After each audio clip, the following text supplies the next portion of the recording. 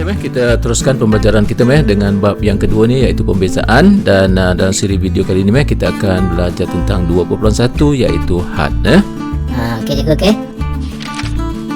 Okey, di sini kita mulakan dengan satu aktiviti penerokaan di sini. Okey, untuk kita faham apa yang dikatakan sebagai had ni. Okey, tengok di sini diberikan satu jadual di sini. Di kolom yang pertama ini adalah X, kolom yang kedua ni adalah 2X tambah 1. Okey, kalau X itu 1 maka 2X tambah 1 akan sama dengan 3. Okey, kalau X itu 2 maka 2X tambah 1 akan sama dengan 5. Amir tahu tak macam mana dapat ni? Cikgu gantikan nilai S tu di sini cikgu. Ni macam ni 2, cikgu ganti kat sini, jadi 2 kali 2 4 tambah 1 jadi 5 lah. Betul, bagus. Okey, jadi kalau macam tu kalau X3 dia akan sama dengan apa? Jadi 7 lah cikgu. Okey, bagus. Baik, kalau X menuju ke arah 7, tu cara kita baca. Maka 2X tambah 1 akan menuju ke arah apa Ke arah 15 lah cikgu. Yes, okey, betul. Jadi macam mana buat? Gantikan X tu dengan 7 lah cikgu. Okey, betul, bagus. Okey, seterusnya satu lagi contoh di sini. Kalau X menuju ke arah 10, maka 2X akan menuju ke arah apa 21 cikgu. Yes, okey, bagus. Jadi di sini dapatlah kita nyatakan seperti ni. Apabila X menuju ke arah 10, maka 2X tambah 1 akan menuju ke arah 21. Boleh faham Boleh cikgu. Okey, jadi perihal ini kita boleh tulis seperti ini. Tengok. Apa tu? Had bagi 2X tambah 1 apabila X menuju ke 10, okey, dia akan sama dengan kita gantikan X itu dengan 10 dan kita dapat nilai 21 di sini. Okey, jadi kita boleh baca seperti ini. Had bagi 2X tambah 1 apabila X menuju ke 10 sama dengan 21. Boleh tak Okey cikgu, okey. Baik, apa yang kita buat tadi, caranya ialah kita gantikan X ini dengan 10 kan? Betul cikgu. Kita panggil dia sebagai gantian secara langsung. Boleh tak? Okey cikgu, faham cikgu, faham. Okey, bagus. Okey, untuk slide yang seterusnya ni, Amir tengok di sini. Ini adalah nilai had melalui gantian secara langsung. Contoh soalan. Cari nilai had setiap yang berikut. Menggunakan gantian secara langsung. Jadi macam ni kan. Had bagi 3X tambah 1 apabila X menuju ke 0. Jadi maknanya kita akan gantikan X itu dengan 0 lah. Maka itulah jawapannya 1. Senang kan? Okey cikgu, senang cikgu. Okey. Begitulah juga soalan B sama saja, iaitu kita gantikan X dengan 2 dapatlah jawapan dia 13. Apa dia 13 ni? Had bagi 3X kuasa 2 tambah X tolak 1 apabila X menuju ke 2. Jawapannya lah 13. Boleh Okey cikgu, okey. Wih, nampak muka confident Tak apa cikgu, ni nampak senang lagi. Okey, bagus bagus. Tengok satu persatu bagi faham Jangan ada mana-mana bahagian yang tak faham tau Kalau tak faham je bagi tahu cikgu cepat-cepat. Okey cikgu, okey. Okey, untuk slide yang seterusnya ni, Amir tengok di sini nilai had dalam bentuk tak tentu. Apa pula bentuk tak tentu ni kan kan? Okey. Bentuk tak tentu ni ialah nilai had yang menghasilkan 0 per 0. Faham tak? Apa ni cikgu? Tak faham cikgu. Okey, tak apa. Bila cikgu bagi contoh barulah senang faham Ambil tengok Okey, kita nak cari had bagi X kuasa 2 tambah 3X per X apabila X menuju ke 0. Jadi macam mana cara dia? Kita gantikan secara gantian langsung tadi. Gantikan X dengan 0 akhirnya kita akan dapat 0 per 0. Nampak tak? Bila keadaan ini berlaku inilah yang dikatakan sebagai bentuk tak tentu. Bentuk tak tentu ni apa maksudnya? Maksudnya ialah nilai ini nilai yang tak tertakrif. Amir tahu tak apa dia tak tertakrif tu? Tak tertakrif cikgu pernah cakap tu cikgu, iaitu suatu yang tak nyata, yang tak boleh dinilaikan. Oh, bagus. Itulah dia tak tertakrif Jadi kalau nak kenal pasti lagi kita tekan kalkulator kosong bahagi kosong. Nanti kita akan dapat lihat dekat sini. Di kalkulator kita akan tulis maths error. Nampak tak? Kalau maths error tu maksudnya dia nilai yang tak tertakrif lah. Okey cikgu. Yang tu Amir tahu cikgu. Oi, bagus kamu tahu Dulu cikgu form 4 dah belajar, cikgu pernah ajar dulu. Okey, bagus. Okey. Jadi timbullah persoalan di sini. Jadi kalau situasi yang macam ni kita nak selesaikan macam mana? Adakah kita ambil ini sebagai jawapannya? Tak boleh, sebab dia nilai yang tak tertakrif. Betul tak? Betul juga cikgu. Jadi macam mana kita nak buat? Jadi dalam situasi ini ada dua perkara yang mungkin kita akan buat, iaitu sama ada kita akan faktorkan ataupun kita akan rasionalkan. Faktorkan tu biasa dengar cikgu, tapi rasionalkan ni macam jarang-jarang dengar je cikgu. Yang itu malah kita nak belajar. Okey, kita teruskan Okey cikgu, okey. Okey kita teruskan perbincangan ni untuk nilai had dalam bentuk tak tentu Okey, kita gunakan contoh tadi. Dalam contoh ini kita tahu tadi dia akan menghasilkan bentuk tak tentu iaitu kosong per kosong kan. Ya cikgu. Apa yang cikgu kata tadi, kita kena faktorkan. Dalam situasi ini bila kita faktorkan, kita akan tulis macam ni lah nanti. Nampak? Faktorkan X ni, kemudian kita potong X dengan X ni kan. Akhirnya dapat kita ringkaskan jadi X tambah 3 lah. Nampak? Jadi daripada sini kita gantikan X itu dengan kosong maka dapatlah jawapan dia 3. Jadi kesimpulannya di sini nilai had bagi X kuasa 2 tambah 3X per X ini apabila X menuju ke kosong, jawapannya ialah 3. Bukan jawapannya kosong per kosong ni tadi. Okey cikgu. Tapi kenapa cikgu ada dua jawapan macam ni cikgu Wow, memang bijak lah kamu boleh tanya soalan macam tu tak apa. Nanti kita akan bincangkan Okey cikgu, okey. Okey kita baru saja melihat tadi contoh faktorkan Okey, dalam slide yang ini kita akan lihat nilai had dalam bentuk tak tentu yang melibatkan rasionalkan. Jadi macam mana cara dia? Kita lihat contoh di sini Okey, ini adalah had bagi set X tambah 1 tolak 1 per X, di mana X akan menuju ke kosong. Jadi macam mana cara dia? Kita buat gantian langsung, gantikan X dengan kosong dan kita ringkaskan akhirnya dapat kosong per kosong boleh Okey, boleh cikgu. Okey, bila kita dapat kosong per kosong itu dikatakan sebagai bentuk tak tentu ataupun tak tertakrif Okey, dalam situasi ini kita kena buat apa? Kita kena rasionalkan. Cikgu, dari tadi Amir terfikir cikgu, rasionalkan ni apa cikgu Okey, rasionalkan tu maksudnya kita darabkan dengan konjugat. Amir ingat lagi tak istilah konjugat ni? Ingat cikgu, tapi konsep dia Amir dah tak berapa ingat dah. Kalau Amir tak ingat, Amir mesti buka semula tajuk set, indeks dan logaritma form 4 dulu. Okey cikgu, okey. Baik, kita teruskan di sini. Baik, apa yang patut kita buat di sini ialah kita darabkan dengan konjugatnya. Jadi ini adalah konjugat dia lah. Kita tengok di sini set X tambah 1 tolak 1, maka konjugatnya ialah set X tambah 1 tambah 1, di mana kalau sini tolak dia akan jadi tambah. Seterusnya kita bahagikan dengan benda yang sama di sini atas bawah mesti sama kenapa nak sama tau sebab bila kita potong benda yang sama ni kan dia akan jadi satu, betul tak? Jadi bila jadi satu, maka apa-apa saja ungkapan ke apa kalau darabkan dengan satu, maka dia tak akan mengubah maksud. Betul?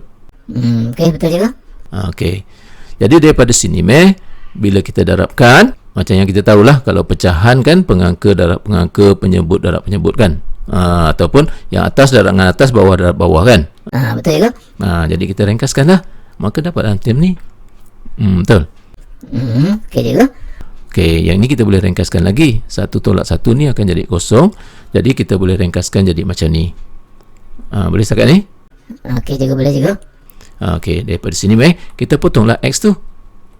X dengan X kita boleh potong kita ringkaskan. Okey. Jadi akhir sekali kita gantikanlah X ini dengan kosong dan akhirnya kita akan dapat 1/2. Nampak tak? Jadi maksudnya nilai had bagi set X tambah 1 tolak 1 per X ini apabila X menuju ke kosong, jawapannya ialah 1/2, bukan 0/0. Jelas Okey cikgu, okey. Tapi cikgu, cabaran dia kat sini lah cikgu, nak ringkaskan ni. Betul Jadi maksudnya itu kemahiran algebra tu Jadi Amir kena mahir lah yang tu. Betul cikgu, betul. Tapi janganlah buat muka cemas macam tu berkerut-kerut dahi lagi Takutlah cikgu nak tengok. Bimbang juga lah cikgu sebenarnya cikgu. Nampak payah ni. Alah nanti Amir buatlah latihan banyak-banyak Nanti bila dah banyak, dah mahir, Amir tak pelik lah benda-benda macam ni. Betul juga cikgu Tapi itulah cikgu, sementara nak mahir tu, itu yang buat pening tu. Kamu ni asyik pening aja Okey kita lihat beberapa contoh soalan di sini Okey, tentukan had bagi setiap yang berikut. Yang pertama ialah had bagi X kuasa 2 tolak 16 per X tolak 4 apabila X menuju ke arah 4. Jadi menggunakan kaedah gantian langsung, gantikan X dengan 4 kuasa 2 16 tolak 16 kosong. Yang bawah ni 4 tolak 4 kosong, maka dapatlah 0/0. Betul tak? Betul juga. Okey, kalau 0/0 kita panggil apa Bentuk tak tentu cikgu, ataupun tak tertakrif. Okey, bagus. Jadi dalam situasi ini apa yang perlu kita buat? Kita perlu faktorkan. Bila kita faktorkan kita akan tulis macam ni lah. Okey cikgu, okey. Okey selepas kita faktorkan di sini, okey, Amir nampak di sini kan X tolak 4, di bawah pun ada X tolak 4 kan. Kita potonglah sini jadi kita dapat dah sini X tambah 4. Lepas ni barulah kita gantikan X dengan 4, jadi dapatlah 8. Maka inilah jawapan dia. Okey cikgu, okey. Semakin jelas nampaknya. Kenapa? Tadi tak jelas ke? Ni semakin jelas cikgu, tadi jelas juga. Macam-macam lah kamu ni. Okey, kita teruskan ni yang B pula. Kalau A ni faktorkan, mesti B ni rasionalkan cikgu. Betul tak cikgu? Betul lah. Tapi pandai kamu teka Selalunya macam tu lah cikgu. Okey, kita tengok. Baik. Kita gantikan X dengan 4 secara langsung 4 tolak 4 kosong. Ni punca kuasa 2 4. 2 tolak 2 kosong. Jadi 0/0 bentuk tak tentu kan? Ya cikgu, betul. Okey. Kemudian di sini Amir tengok dia melibatkan set, betul tak? Bila melibatkan set, dia mesti kena rasionalkan. Baru Amir nampak cikgu. Maksudnya cikgu, kalau melibatkan set ni kita akan rasionalkan. Kalau yang tak melibatkan set ni kita akan faktorkan. Macam tu cikgu Bagus pun. Macam tu lah Amir Okey cikgu. Baik. Jadi macam mana kita nak rasionalkan? Kita akan darabkan dengan konjugat dia. Di sini set X tolak 2. Konjugatnya ialah set X tambah 2. Kemudian kita bahagikan dengan set X tambah 2 juga. Supaya atas bawah ni sama kan, jadi satu lah sebenarnya kan. Betul cikgu, betul. Jadi bila darab dengan satu tu tak akan mengubah lah maksud dia. Okey, jadi maksudnya itu yang kita kata sebagai rasionalkan tu. Okey cikgu, saya faham dah. Bagus. Okey, seterusnya kita ringkaskan Okey, bila ringkaskan boleh kita tulis macam ni. Dan akhirnya kita boleh hapuskan X tolak 4 dengan X tolak 4 ni. Maka yang tinggal ialah set X tambah 2. Okey. Kemudian kita gantikanlah X dengan 4 Jadi set 4 dah 2 tambah 2 jadi 4. Maka inilah jawapan dia Okey cikgu.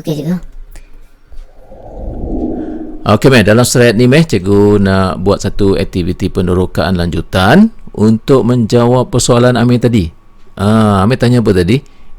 Kenapa ada dua jawapan?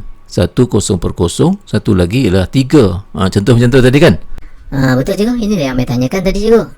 Okey, sekarang Amir fahamkan betul-betul penjelasan ni Okey.